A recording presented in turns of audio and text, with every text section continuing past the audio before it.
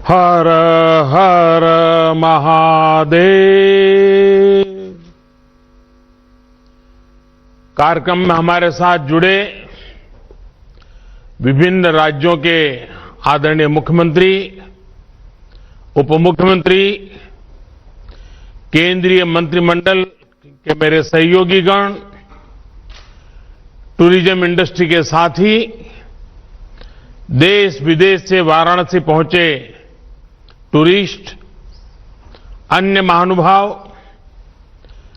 देवी और सज्जनों, आज लोहड़ी का उमंग भरा त्योहार है। आने वाले दिनों में हम उत्तरायण, मकर संक्रांति, भोगी, बिहू, पोंगल जैसे अनेक विध पर्व भी मनाएंगे। मैं देश और दुनिया में इन त्योहारों को मना रहे सभी लोगों को बधाई देता हूं, अपनी शुभकामनाएं देता हूं। साथियों, हमारे पर्वों, दान दक्षिणा, तप तपस्या, हमारे संकल्पों की सिद्धि के लिए हमारी आस्था, हमारी मान्यता का एक अपना महत्व है और इसमें भी हमारी नदियों की भूमिका महत्वपूर्ण है। ऐसे समय में हम सभी नदी जलमार्गों के विकास से जुड़े इतने बड़े उत्सव के साक्षी बन रहे हैं। आज मेरी काशी से डिब्रूगढ़ के बीच दुनिया की सबसे लंबी नदी जल यात्रा गंगा विलास क्रूज का शुभारंभ हुआ है। इससे पूर्वी भारत के अनेक पर्यटक स्थल वर्ल्ड टूरिज्म मैप में और प्रमुखता से आने वाले हैं। काशी में गंगा पार ये जो नई निर्मित अद्भुत टेंट सिटी से वहां आने और रहने का एक और बड़ा कारण देश दुनिया के पर्यटकों, श्रद्धालुओं को मिला है। इसके साथ साथ आज पश्चिम बंगाल में मल्टी मॉडल टर्मिनल, यूपी और बिहार में फ्लोटिंग जेटी, असम में maritime skill centre, ship repair centre, terminal connectivity project, ऐसे 1000 करोड़ रुपए से अधिक के प्रोजेक्ट का भी शिलान्यास और लोकार्पण हुआ है। ये पूर्वी भारत में ट्रेड और टूरिज्म से जुड़ी संभावनाओं का विस्तार करने वाले हैं, रोजगार के नए अवसर बनाने वाले हैं। साथियों, गंगा जी हमारे लिए सिर्फ एक जलधारा भर नहीं है, बल्कि ये प्राचीन काल से इस महान भारत भूमि की तप तपस्या की साक्षी है। भारत की स्थितियां, परिस्थितियां कैसी भी रही हो, मां गंगे ने हमेशा कोटि कोटि भारतीयों को पोषित किया है, प्रेरित किया है। इससे बड़ा दुर्भाग्य क्या हो सकता है कि गंगा जी के किनारे की पूरी पट्टी की आजादी के बाद विकास में पिछड़ती ही चली गई। आगे जाने की तो बात ही छोड़ दीजिए। इस वजह से लाखों लोगों का गंगा किनारे से पलायन भी हुआ। इस स्थिति को बदला जाना जरूरी था, इसलिए हमने एक नई अप्रोच के साथ काम करना तय किया। हमने एक तरफ नमामि गंगे के माध्यम से गंगा जी की निर्मलता के लिए काम किया, वहीं दूसरी तरफ अर्थ गंगा का भी अभियान चलाया। अर्थ गंगा यानी हमने गंगा के आसपास बसे राज्यों में आर्थिक गतिविधियों का एक नया वातावरण बनाने के लिए कदम उठाए। ये गंगा विलास क्रूज इस अर्थ गंगा में उसके एक अभियान को नई ताकत देगा। उत्तर प्रदेश, बिहार, असम, पश्चिम बंगाल और बांग्लादेश की यात्रा के दौरान ये क्रूज हर तरह की सुविधा मुहैया कराएगा। साथियों, आज मैं उन सभी विदेशी टूरिस्ट का विशेष अभिनंदन करता हूं जिस क्रूज के माध्यम से पहले सफर पर निकलने वाले हैं। आप सभी एक प्राचीन शहर से एक आधुनिक क्रूज से सफर करने जा रहे हैं। मैं अपने इन विदेशी टूरिस्ट साथियों से विशेष तौर पर कहूंगा कि India has everything that you can imagine. It also has a lot beyond your imagination.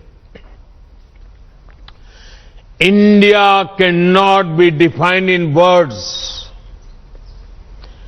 India can only be experienced from the heart, because India has always opened her heart for everyone, irrespective of region or religion, creed or country.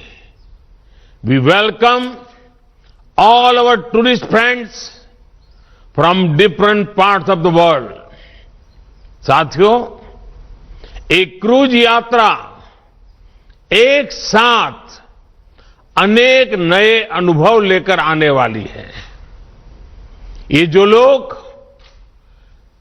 इसमें से आध्यात्म की खोज में हैं, उन्हें वाराणसी, काशी, बोधगया, विक्रमशिला, पटना साहिब और माजुली की यात्रा करने का सौभाग्य मिलेगा. जो मल्टीनेशनल क्रूज का अनुभव लेना चाहते हैं, उन्हें ढाका से होकर गुजरने का अवसर मिलेगा. जो भारत की नेचुरल डायवर्सिटी को देखना चाहते हैं, उन्हें ये क्रूज सुंदरवन और असम के जंगलों की सैर कराएगा.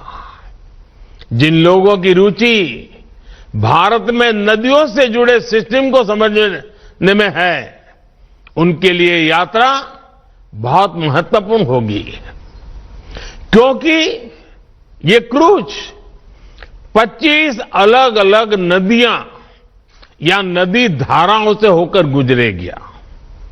और जो लोग भारत के समृद्ध खान पान का अनुभव लेना चाहते हैं, उनके लिए भी ये बेहतरीन अवसर है.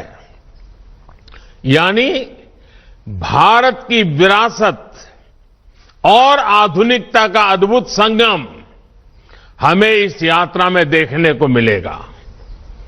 क्रूज टूरिज्म का ये नया दौर इस क्षेत्र में हमारे युवा साथियों को रोजगार, स्वरोजगार के नए अवसर भी देगा.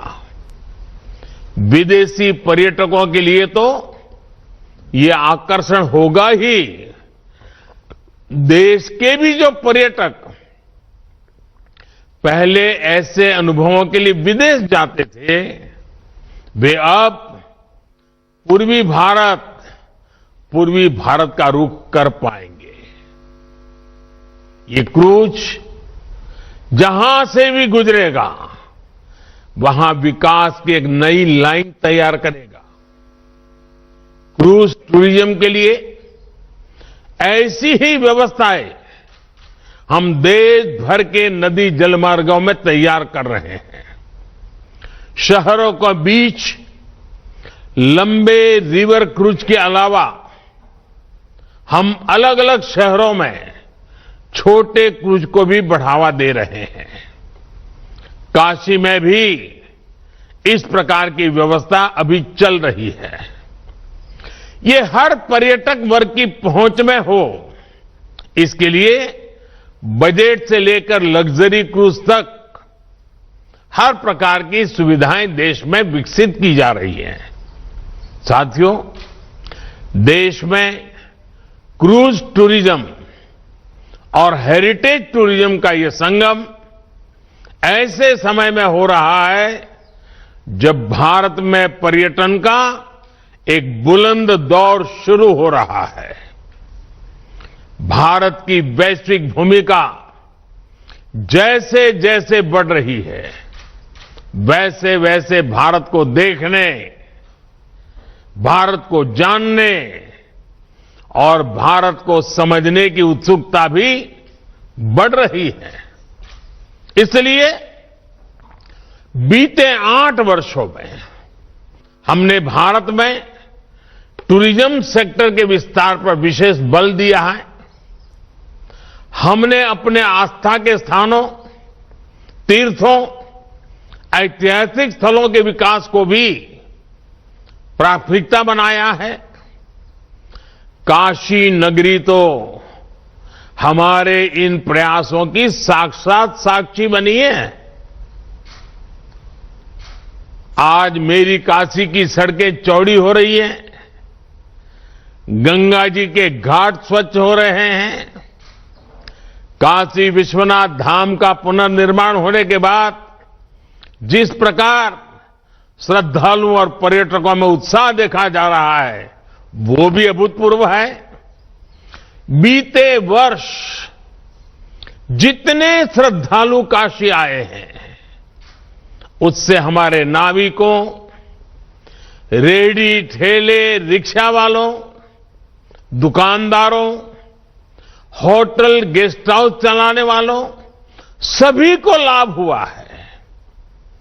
अब गंगा पार के क्षेत्र में इन नई टेंट सिटी काशी आने वाले श्रद्धालुओं को, पर्यटकों को एक नया अनुभव देगी। इस टेंट सिटी में आधुनिकता भी है, अध्यात्म भी और आस्था भी है। राग से लेकर स्वाद तक बनारस का हर रस, हर रंग इस टेंट सिटी में देखने को मिलेगा। साथियों, आज का ये आयोजन 2014 के बाद से देश में जो नीतियां बनी, जो निर्णय हुए, जो दिशा तय हुई, उसका प्रतिबिंब है। 21वीं सदी का ये दशक भारत में इंफ्रास्ट्रक्चर के कायाकल्प का दशक है। इस दशक में भारत के लोग आधुनिक इंफ्रास्ट्रक्चर की जो तस्वीर देखना जा रहे हैं, जिसकी कल्पना तक किसी जमाने में मुश्किल थी, चाहे घर, टॉयलेट, बिजली, पानी, कुकिंग गैस, शिक्षण संस्थान और अस्पताल जैसा सामाजिक इंफ्रास्ट्रक्चर हो, डिजिटल इंफ्रास्ट्रक्चर हो, या फिर रेलवे, हाईवे, एयरवे और वाटरवे जैसा फिजिकल कनेक्टिविटी, इनसे जुड़ा हुआ इंफ्रास्ट्रक्चर हो, ये आज भारत के तेज विकास का, विकसित भारत के निर्माण का सबसे मजबूत स्तंभ है। सबसे चौड़े हाईवे, सबसे आधुनिक एयरपोर्ट, आधुनिक रेलवे स्टेशन, सबसे ऊंचे और लंबे पुल, सबसे ऊंचाई पर बनने वाली लंबी टनल से नए भारत के विकास का प्रतिबिंब हम सब अनुभव करते हैं। इसमें भी नदी जलमार्ग भारत का नया सामर्थ्य बन रहे हैं। साथियों, आज गंगा विलास क्रूज की शुरुआत होना भी एक साधारण घटना नहीं है। जैसे कोई देश जब अपने दम पर सैटेलाइट को अंतरिक्ष में स्थापित करता है तो वो उस देश की तकनीकी क्षमता को दिखाता है। वैसे ही 3200 किलोमीटर से ज्यादा लंबा ये सफर भारत में इनलैंड वाटरवे के विकास, नदी जलमार्गों के लिए बन रहे आधुनिक संसाधनों का एक जीता जागता उदाहरण है। 2014 से पहले देश में वाटरवे का थोड़ा बहुत ही उपयोग होता था। ये हाल तब था जब भारत में वाटरवे के माध्यम से व्यापार का हजारों साल पुराना इतिहास था। 2014 के बाद से भारत अपनी इस पुरातन ताकत को आधुनिक भारत के ट्रांसपोर्ट सिस्टम की बड़ी शक्ति बनाने में जुटा है। हमने देश की बड़ी नदियों में नदी जलमार्गों के विकास के लिए कानून बनाया है, विस्तृत एक्शन प्लान बनाया है। 2014 में सिर्फ 5 राष्ट्रीय जलमार्ग देश में थे। आज 24 राज्यों में 111 राष्ट्रीय जलमार्गों को विकसित करने पर काम हो रहा है। इनमें से लगभग 2 दर्जन जलमार्गों पर सेवाएं अभी चल रही है। 8 वर्ष पहले तक सिर्फ 30 लाख मैट्रिक टन कार्गो ही नदी जलमार्गों से ट्रांसपोर्ट होता था। आज ये कैपेसिटी 3 गुना से भी अधिक हो चुकी है। नदी जलमार्गों का इस्तेमाल करने वाले लोगों की संख्या भी लगातार बढ़ रही है। इसमें भी गंगा पर बन रहा ये नेशनल वाटरवे पूरे देश के लिए एक मॉडल की तरह विकसित हो रहा है। आज ये वाटरवे ट्रांसपोर्ट, ट्रेड और टूरिज्म तीनों के लिए एक महत्वपूर्ण माध्यम बन रहा है। साथियों, आज का ये आयोजन पूर्वी भारत को विकसित भारत का ग्रोथ इंजन बनाने में भी मदद करेगा। पश्चिम बंगाल के हल्दिया में आधुनिक मल्टी मॉडल टर्मिनल वाराणसी को जोड़ता है। ये भारत बांग्लादेश प्रोटोकॉल मार्ग से भी कनेक्टेड है और नॉर्थ ईस्ट को भी जोड़ता है। ये कोलकाता पोर्ट और बांग्लादेश को भी कनेक्ट करता है। यानी ये यूपी, बिहार, झारखंड, पश्चिम बंगाल से लेकर बांग्लादेश तक व्यापार कारोबार को सुगम बनाने वाला है। इसी प्रकार जेटी और रोरो फेरी टर्मिनलों का भी नेटवर्क बनाया जा रहा है। इससे आना जाना भी आसान होगा, मछुआरों को, किसानों को भी सुविधा होगी। साथियों, क्रूज हो, कार्गो शिप हो, ये ट्रांसपोर्ट और टूरिज्म को तो बल देते ही है, इनकी सर्विस से जुड़ी पूरी इंडस्ट्री भी नए अवसरों का निर्माण करती है। इसके लिए जो स्टाफ चाहिए, जो स्किल्ड लोग चाहिए, उसके लिए भी ट्रेनिंग का प्रबंध आवश्यक है। इसके लिए गुवाहाटी में स्किल डेवलपमेंट सेंटर बनाया गया है। जहाजों की मरम्मत के लिए भी गुवाहाटी में एक नई फैसिलिटी का निर्माण किया जा रहा है। साथियों, ये जलमार्ग पर्यावरण की रक्षा के लिए भी अच्छे हैं और पैसों की बचत भी करते हैं। एक स्टडी के मुताबिक सड़क के मुकाबले जलमार्ग से परिवर्तन की लागत 2.5 गुना कम आती है। वहीं रेल के मुकाबले जलमार्ग से परिवहन की लागत 1/3 कम होती है। आप कल्पना कर सकते हैं कि वाटरवे से ईंधन की कितनी बचत होती है, पैसा कितना ज्यादा बचता है। भारत ने जो नई लॉजिस्टिक पॉलिसी बनाई है, उसमें भी तेजी से बन रहे ये वाटरवेज बहुत मदद करने वाले हैं।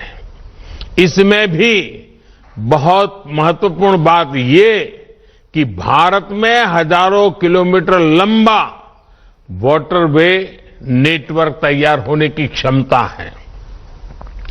भारत में जो 125 से ज्यादा नदियां और नदी धाराएं हैं, वो लोगों और सामान के ट्रांसपोर्ट में इस्तेमाल की जा सकती है।